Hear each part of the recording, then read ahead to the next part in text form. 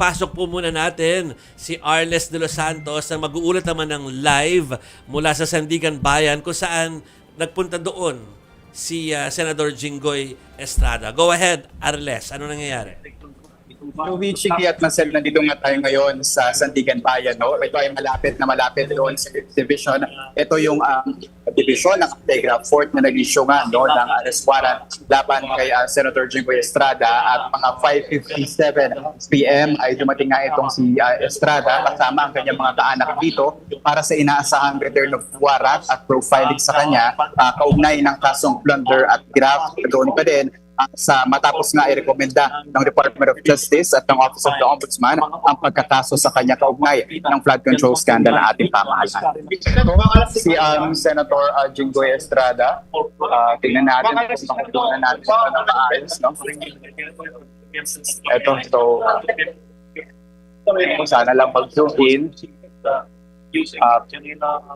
Pero nandito tayo ngayon. Si Estrada, ito si Senator Estrada.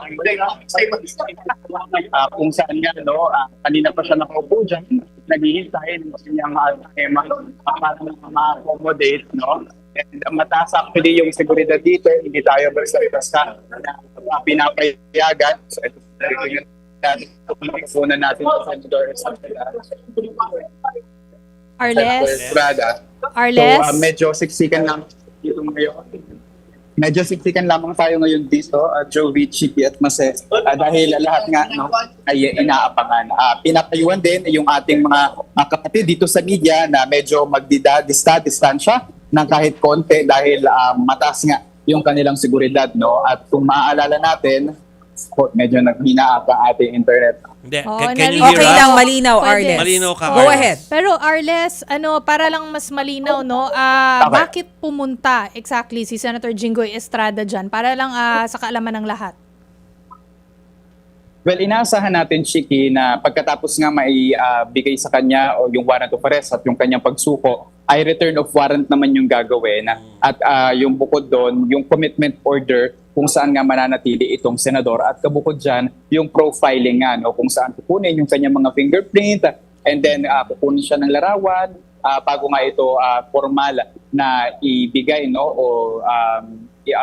formal na ibigay or ilipat yung kustodiya sa ating BJMP dahil ayon nga sa 5th Division ng Sandigan Bayan ay sa Quezon City Jail sa Payatas mananatili ito si Estrada. So Arles, tama, mula dyan sa Sandigang Bayan, diretso na agad siya doon sa detention. Sel.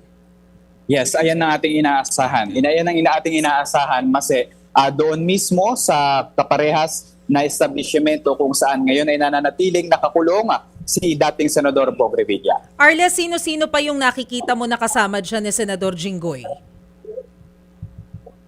So far, yung nakita ko yung ilang mga kaanak niya, kaparehas sa mga mukha na nakita natin noong una nga na dumating sila noong Biyernes na kung saan nga nagpiyansa sila, At ayan kumpara noong nakaraan na talagang nalalapitan natin sila, naglagay ng barikada ang Sandigan Bayan para nga hindi tayo magkagulo dito kasi kung matatandaan natin, may sumigaw mula sa mga kasama ni Estrada noong unang dating nila dito noong Biyernes. So, Okay. ngayon, hindi na niya kasama si Senate President Alan Cayetano. Hindi natin sila nakita dito, Joey, Chiki at Mase. So far si Estrada at yung kanyang mga kaanak lamang.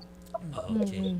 Yeah, tinatanong namin yon Arles kasi yung kanyang presensya yung magiging determining factor para magsimula yung session sa Senate na nakahanging sa mga oras na ito po.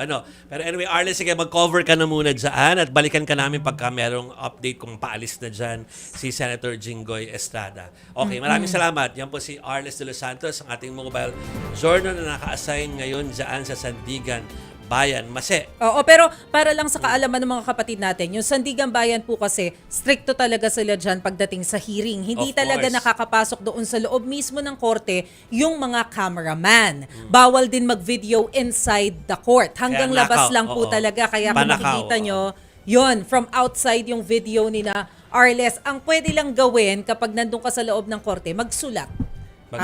Mag-take down ng notes, yun lang talaga ang No pwede. video. Basta walang cameras. Oo, walang cameras.